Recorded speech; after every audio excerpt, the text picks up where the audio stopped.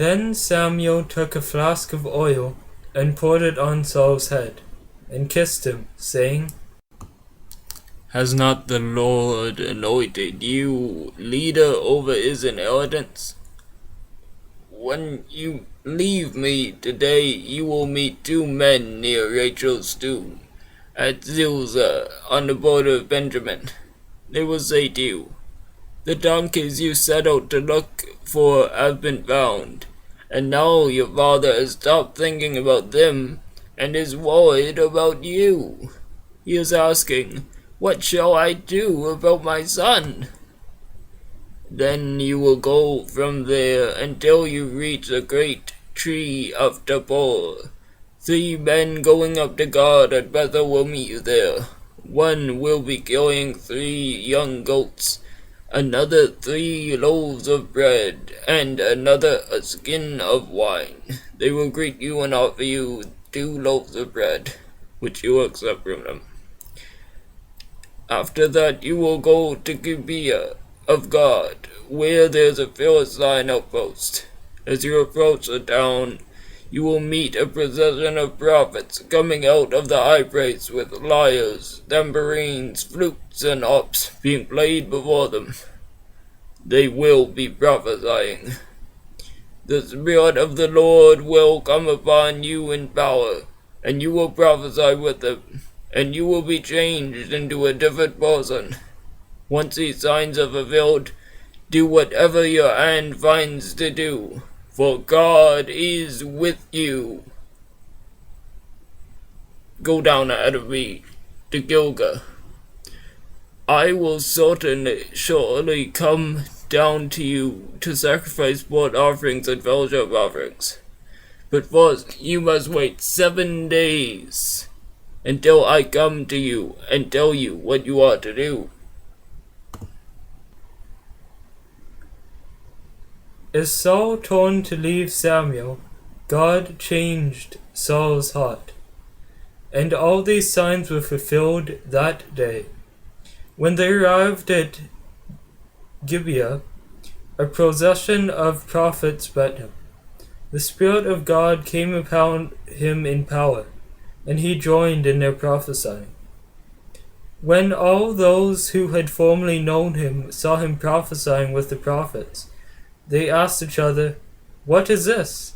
What has happened to the son of Kish? Is Saul also among the prophets?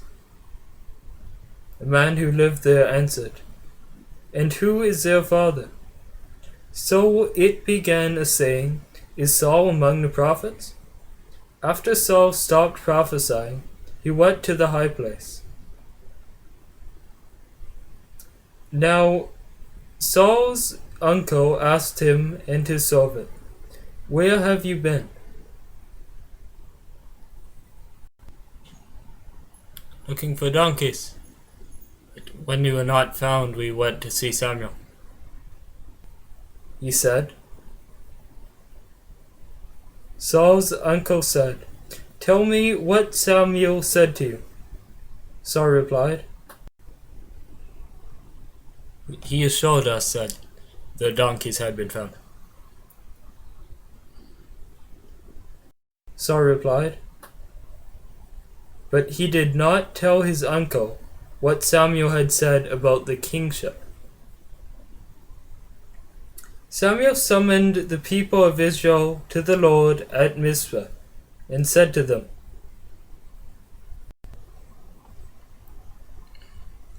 This is what the Lord, the God of Israel, says. I brought you up out of Egypt, and I delivered you from the power of Egypt and all kingdoms that oppressed you. But you have now rejected your God, who saves you out of your calamities and distresses. And you have said, No, set a king over us. So now present yourselves before the Lord by tribes and clans. When Samuel brought all the tribes of Israel near, the tribe of Benjamin was chosen. And when he brought forward the tribe of Benjamin clan by clan, and Matrai's clan was chosen. Finally, Saul, son of Kish, was chosen. But when they looked for him, he could not be found. So they inquired further the Lord, "Has the man come here yet?" The Lord said, "Yes, he has hidden himself among the baggage." They ran and brought him out, and as soon as he stood among the people, he was a head taller than any of the others. Samuel said to the people, Do you see the man the Lord has chosen? No one is like him among the people. Then the people shouted, "Long live the king!"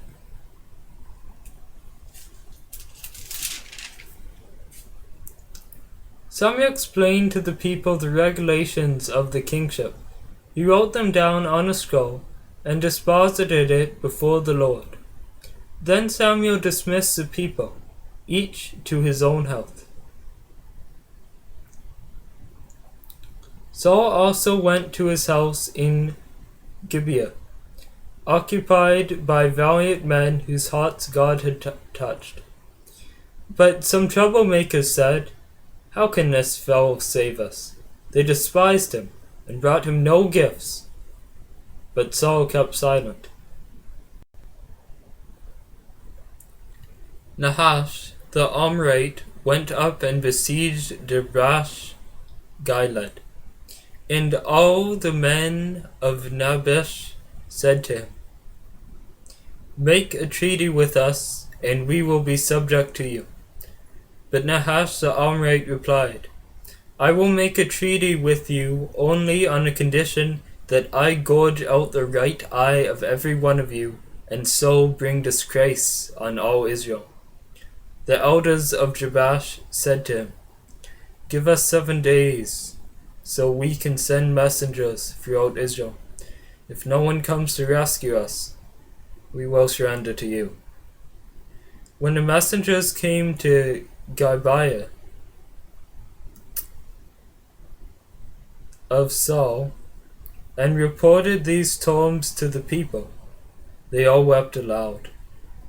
Just then Saul was returning from the fields behind his oxen, and he asked, "What is wrong with everyone? Why are they weeping?" Then they repeated to him what the man of Nabash had said. When Saul heard their words, the Spirit of God came upon him in power, and he burned with anger. He took a pair of oxen, cut them into pieces, and sent the pieces by messengers throughout Israel, proclaiming, "The same will be done to anyone's oxen who does not follow Saul and Samuel." Then the terror of the Lord fell on the people, and they turned out as one man. When Saul mustered them at Bezek, the men of Israel numbered 300,000, and the men of Judah 30,000. They told the messengers who had come, "Say to the men of Jabesh Gilead, by the time the sun is hot tomorrow, you will be delivered." When the messengers went and reported this to the men of Jabesh, they were elated. They said to the Amorites, "Tomorrow we will surrender to you, and you can do to us what seems good to you." The next day Saul separated his men into 3 divisions. During the last watch of the night, they broke into the camp of the Amorites and slaughtered them until the heat of the day. Those who survived were scattered, so that no 2 of them were left together. The people then said to Samuel, "Who was it that asked, 'Shall Saul reign over us?' Bring these men to us, and we will put them to death." But Saul said, "No one shall be put to death today, for today the Lord has rescued Israel." Come, let us go to Gilgal and reaffirm the kingdom. So the people went to Gilgal and confirmed Saul as king in the presence of the Lord. There they sacrificed fellowship offerings before the Lord, and Saul and all the Israelites held a great celebration. Samuel said to all Israel, I have listened to everything you said, and have set a king over you. Now you have a king as your leader. As for me, I am old and gray, and my sons are here with you. I have been your leader from my youth until this day. Here I stand. Testify against me in the presence of the Lord and his anointed. Whose ox have I taken? Whose donkey have I taken? Whom have I cheated? Whom have I oppressed? From whose hand have I accepted a bribe to make me shut my eyes? If I have done any of these things, I will make it right. "You have not cheated or oppressed us," they replied. "You have not taken anything from anyone's hand." Samuel said to them, The Lord is a witness against you, and also his anointed is witness this day that you have not found anything in my hand. "He is our witness," they said. Then Samuel said to the people, It is the Lord who appointed Moses and Aaron and brought your forefathers out of Egypt. Now then, stand here, because I am going to comfort you with evidence before the Lord as to all the righteous acts performed by the Lord for you and your fathers. After Jacob entered Egypt, they cried to the Lord for help, and the Lord sent Moses and Aaron, who brought your forefathers out of Egypt and settled them in this place. But they forgot the Lord their God. So he sold them into the hands of Sisera, the commander of the army of Hazor, and into the hands of the Philistines and the king of Moab, who fought against them. They cried out to the Lord and said, We have sinned, we have forsaken the Lord and served the Baals and Ashtaroths. But now deliver us from the hands of our enemies, and we will serve you. Then the Lord sent Jerubbaal, Barak, Jephthah, and Samuel, and he delivered you from the hands of your enemies on every side, so that you lived in security. But when you saw that Nahash, king of the Amorites, was moving against you, you said to me, No, we want a king to rule over us, even though the Lord your God was your king. Now here is the king you have chosen, the one you asked for. See, the Lord has set a king over you. If you fear the Lord and serve and obey him, and do not rebel against his commands, and both you and the king who reigns over you follow the Lord your God, good.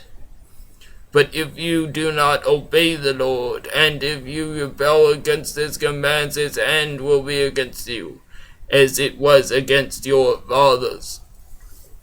Now then, stand still, and see the great thing the Lord is about to do before your eyes. Is it not wheat harvest now? I will call upon the Lord and send thunder and rain, and you will realize what an evil thing you did in the eyes of the Lord when you asked for a king.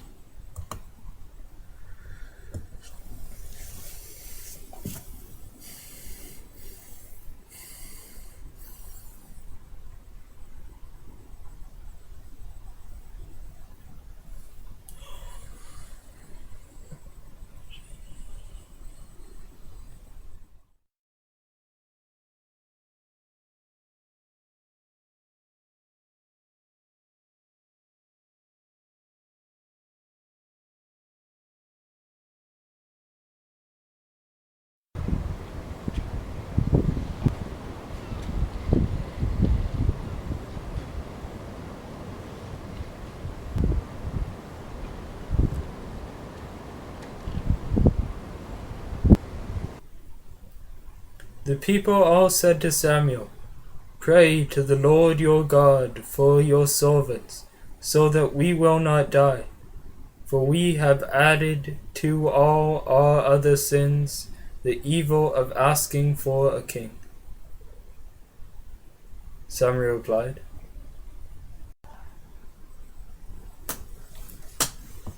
"Do not be afraid. You have done all this evil, yet do not turn from the Lord, but serve the Lord with all your heart. Do not turn away after useless idols. They can do you no good, nor can they rescue you, because they are useless. For the sake of his great name, the Lord will not reject his people, because the Lord was pleased to make you his own. As for me, far be it from me that I should sin against the Lord by failing to pray for you. And I will teach you the way that is good and right. But be sure to fear the Lord and serve him faithfully with all your heart. Consider what great things he has done for you. Yet if you persist in doing evil, both you and your king will be swept away." Saul was 30 years old when he became king, and he reigned over Israel 42 years. Saul chose 3,000 men from Israel. 2,000 were with him at Michmash and in the hill country of Bethel, and 1,000 were with Jonathan at Gibeah in Benjamin. The rest of the men were sent back to their homes. Jonathan attacked the Philistine outpost at Gibeah, and the Philistines heard about it. Then Saul had the trumpet blown throughout the land and said, "Let the Hebrews hear." So all Israel heard the news. Saul has attacked the Philistine outpost, and now Israel has become a stench to the Philistines. And the people were summoned to join Saul at Gilgal. The Philistines assembled to fight Israel with 3,000 chariots, 6,000 charioteers, and soldiers as numerous as the sand on the seashore. They went up and camped at Michmash, east of Beth Aven. When the men of Israel saw that the situation was critical, and that their army was hard pressed, they hid in caves and thickets, among the rocks, and in pits and cisterns. Some Hebrews even crossed the Jordan to the land of Gad and Gilead. Saul remained at Gilgal, and all the troops with him were quaking with fear. He waited 7 days, the time set by Samuel. But Samuel did not come to Gilgal, and Saul's men began to scatter. So he said,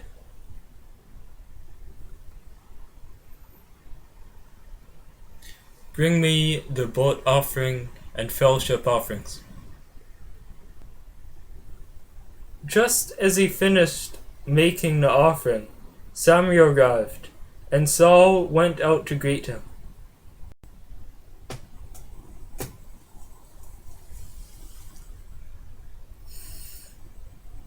"What have you done?"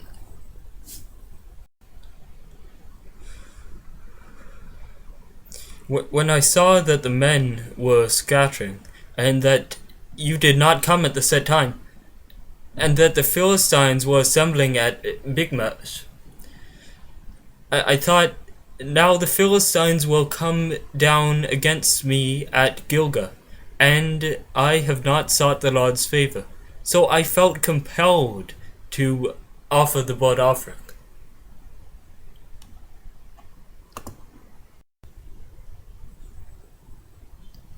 You acted foolishly. You have not kept the command the Lord your God gave you. If you had, he would have established your kingdom over Israel for all time. But now your kingdom will not endure. The Lord has sought out a man after his own heart, and appointed him leader of his people, because you have not kept the Lord's command. Then Samuel left Gilgal and went up to Gibeah in Benjamin. And Saul counted the men who were with him. They numbered about 600.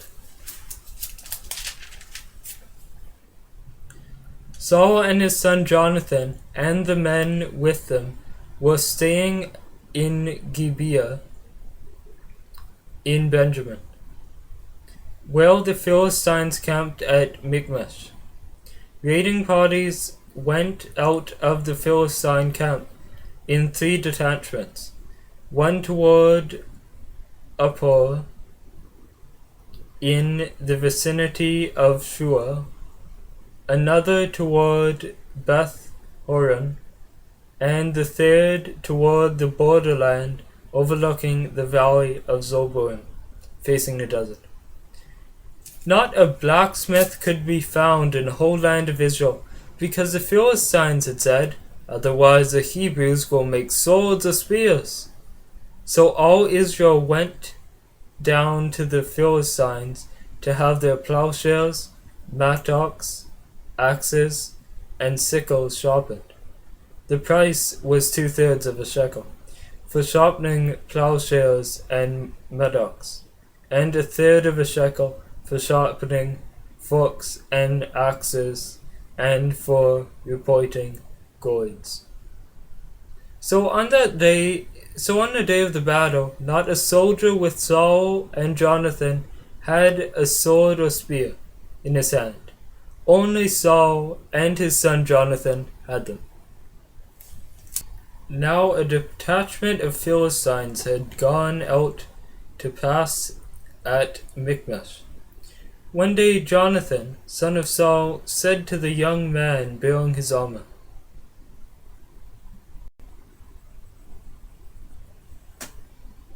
"Let's go over to the Philistine outpost on the other side." Father. Saul was staying on the outskirts of Gibeah, under a pomegranate tree in Migron. With him were about 600 men, among whom was Ahijah, who was wearing an ephod. He was the son of Ichabod's brother Ahitub, son of Phinehas, son of Eli, the Lord's priest in Sheol. No one was aware that Jonathan had left. On each side of the pass that Jonathan intended to cross to reach the Philistine outpost was a cliff. One was called Bozez, and the other Senir. One cliff stood to the north toward Michmash, and the other south toward Geba. Jonathan said to his young armor-bearer, "Come, let's go to the outposts of those uncircumcised fellows. Perhaps the Lord will act in our behalf. Nothing can hinder the Lord from saving, whether by many or by few."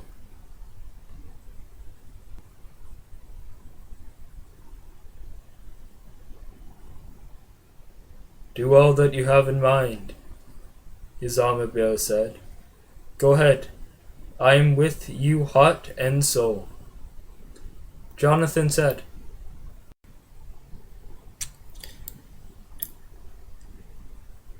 "Come then, we will cross over toward the men and let them see us. If they say to us, 'Wait here until we come to you,' we will stay where we are, and we will not go up to them. But if they say, 'Come up to us,' then we will climb up, because that will be our sign that the Lord has given them into our hands." So both of them showed themselves to the Philistine outposts.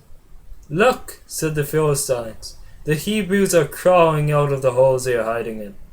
The men of the outposts shouted to Jonathan and his armor-bearer, "Come up to us and we'll teach you a lesson." So Jonathan said to his armor-bearer, "Climb up after me.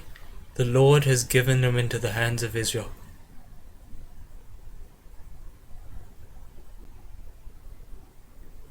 Jonathan climbed up, using his hands and feet, with his armor-bearer right behind him. The Philistines fell before Jonathan, and his armor-bearer followed and killed behind him. In that forced attack, Jonathan and his armor-bearer killed some 20 men in an area of about half an acre. Then panic struck the whole army, those in the camp and field, and those in the outposts and raiding parties, and the ground shook. It was a panic sent by God. Saul's lookouts at Gibeah in Benjamin saw the army melting away in all directions. Then Saul said to the men who were with him, "Muster the forces and see who has left us." Saul said to Ahijah, "Bring the ark of God." At that time it was with the Israelites. While Saul was talking to the priest, the tumult in the Philistine camp increased more and more. So Saul said to the priest, "Withdraw your hand." Then Saul and all his men went to battle. They found the Philistines in total confusion, striking each other with their swords. Those Hebrews who had previously been with the Philistines and had gone up with them to their camp went to the Israelites who were with Saul and Jonathan. When all the Israelites who had hidden in the hill country of Ephraim heard that the Philistines were on the run, they joined the battle in hot pursuit. So the Lord rescued Israel that day, and the battle moved on beyond Beth-aven. Now the men of Israel were in distress that day, because Saul had bound the people under an oath, saying, "Cursed be anyone who eats food before evening comes, before I have avenged myself on my enemies." So none of the troops tasted food. The entire army entered the woods, and there was honey on the ground. When they went into the woods, they saw the honey oozing out. Yet no one put his hand to his mouth, because they feared the oath. But Jonathan had not heard that his father had bound the people with the oath. So he reached out the end of the staff that was in his hand and dipped it into the honeycomb. He raised his hand to his mouth. His eyes brightened. Then one of the soldiers told him, "Your father bound the army under a strict oath, saying, 'Cursed be any man who eats food today.' This is why the men are faint." Jonathan said, "My father has made trouble for the country. See how my eyes brightened when I tasted a little of this honey. How much better it would have been if the men had eaten today some of the plunder they took from their enemies. Would not the slaughter of the Philistines have been even greater?"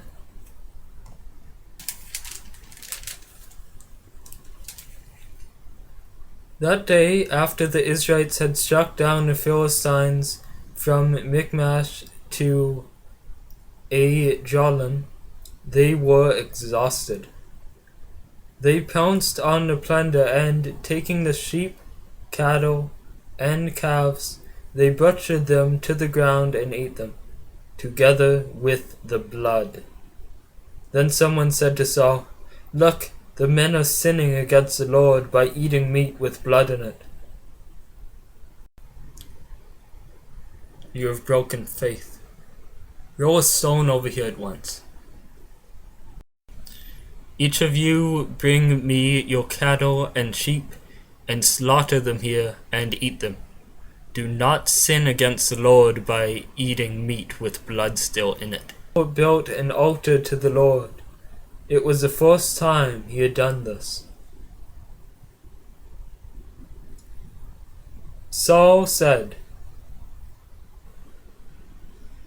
"Let us go down and pursue the Philistines by night, and plunder them till dawn, and let us not leave one of them alive," replied.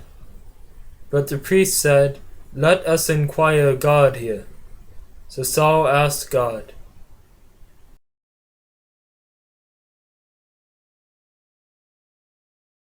But God did not answer him that day. Saul therefore said, "Come here, all you leaders of the army, and let us find out what sin has been committed today. As surely as the Lord who rescues Israel lives, even if the guilt lies with my son Jonathan, he must die."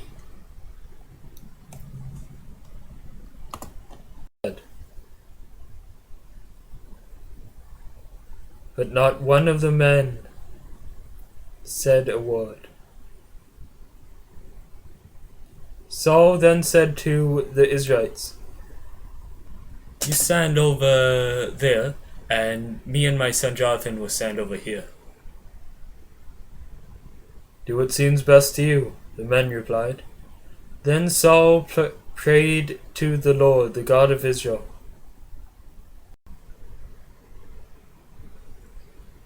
"Why have you not answered your servant today? If it is a fault that is in me or my son Jonathan, respond with Urim. But if it is a fault of the men of Israel, then respond with Thummim."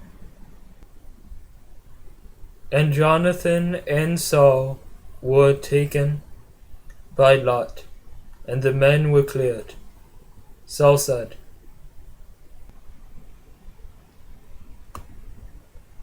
"Cast a lot between me and my son Jonathan." And Jonathan was taken. "Tell me what you have done." "Merely tasted a little honey with my staff. Must I die now?"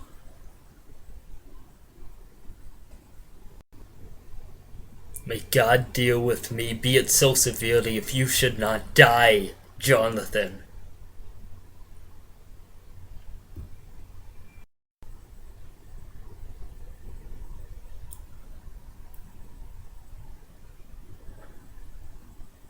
Then said to Saul, "Should Jonathan die, he who has brought about a great deliverance in Israel? Never! As surely as the Lord lives, not a hair on his head will fall to the ground. For he did this today with God's help." So the men rescued Jonathan, and he was not put to death. Then Saul stopped pursuing the Philistines, and they withdrew to their own land. After Saul had assumed rule over Israel, he fought against their enemies on every side: Moab, the Amorites, Edom, the kings of Zobah, and the Philistines. Wherever he turned, he inflicted punishment on them. He fought vehemently and defeated the Amalekites, delivering Israel from the hands of those who had plundered them.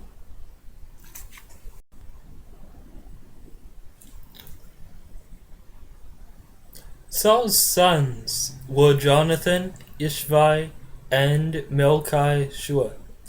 The name of his older daughter was Merab, and that of the younger was Michelle.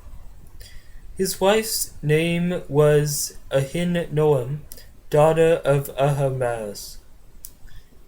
The name of the commander of Saul's army was Abner, son of Ner, and Ner was Saul's uncle. Saul's father Kish and Abner's father Ner were sons of Abiel. All the days of Saul there was bitter war with the Philistines, and whenever Saul saw a mighty or brave man, he took him into his service.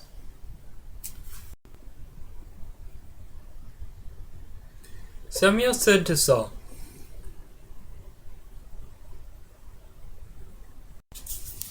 I am the one the Lord sent to anoint you king over his people Israel.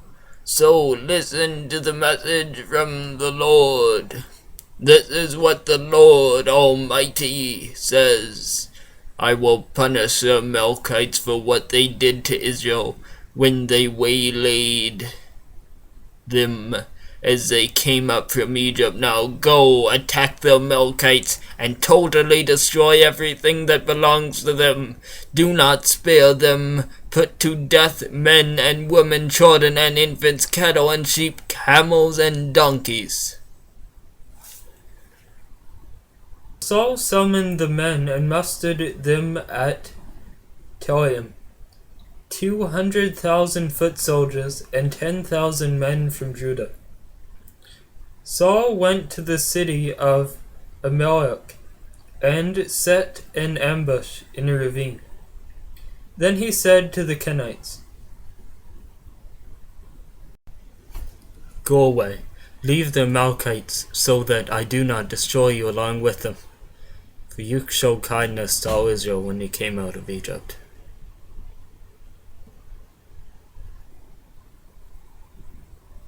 So the Kenites moved away from the Amalekites. Then Saul attacked the Amalekites, all the way from Havilah to Shur, to the east of Egypt. He took Agag, king of the Amalekites, alive, and all his people he totally destroyed with the sword. But Saul and the army spared Agag, and the best of the sheep and cattle, the fat calves, and the lambs, everything that was good.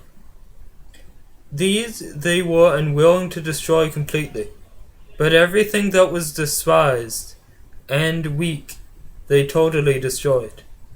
Then the word of the Lord came to Samuel. I am grieved that I have made Saul king, because he has turned away from me, and has not carried out my instructions. Samuel was troubled, and he cried out to the Lord all night. Early in the morning Saul got up and went to meet Saul. But he was told, Saul has gone to Carmel. There he has set up a monument in his own honor, and has turned and gone on down to Gilgal.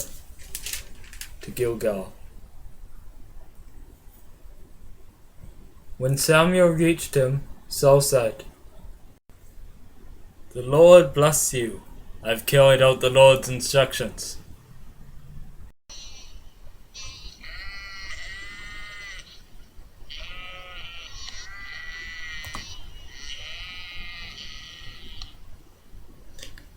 What then is this bleating of sheep in my ears? What is this lowing of cattle that I hear? The soldiers brought them from the Amalekites. They spared the best of the sheep and cattle to sacrifice to the Lord your God. But we totally destroyed the rest. Stop! Let me tell you what the Lord said to me last night.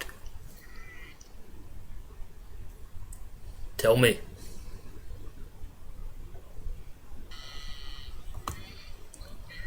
though you were once small in your own eyes, did you not become the head of the tribes of Israel? The Lord anointed you king over Israel and sent you on a mission, saying, "Go completely destroy those wicked people, the Amalekites, make war on them until you have wiped them out." Why did you not obey the Lord? Why did you pounce on the plunder and do evil in the eyes of the Lord? But I did obey the Lord. I went on the mission the Lord assigned me. I completely destroyed the Amalekites and brought back Agag their king. The soldiers took sheep and cattle from the plunder, the best of what was devoted to God, in order to sacrifice them to the Lord your God at Gilgal. Does the Lord delight in burnt offerings and sacrifices as much as obeying the voice of the Lord? To obey is better than sacrifice, and to eat is better than the fat of rams. For rebellion is like the sin of divination, and arrogance like the sin of idolatry. Because you have rejected the word of the Lord, he has rejected you as king. I have sinned. I violated the Lord's command and your instruction. I was afraid of men, so I gave in to them. Now I beg you, forgive my sin and come back with me, so that I may worship the Lord.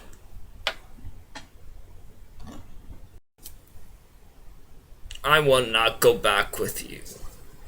You have disobeyed the word of the Lord. The Lord has rejected you as king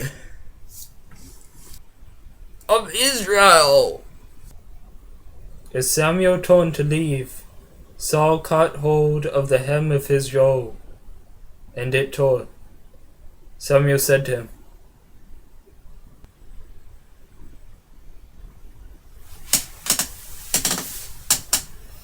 The Lord has torn the kingdom of Israel from you today and has given it to one of your neighbors, to one better than you.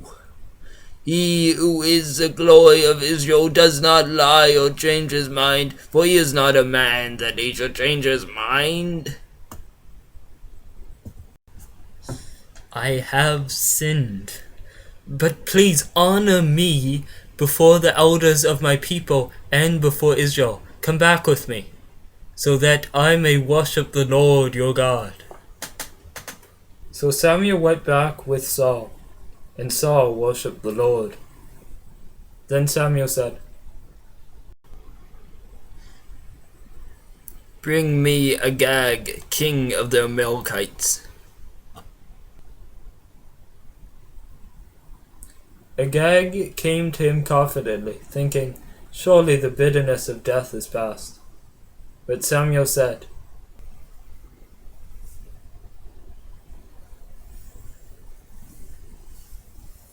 As your sword made woman childless, so shall your mother be childless among women.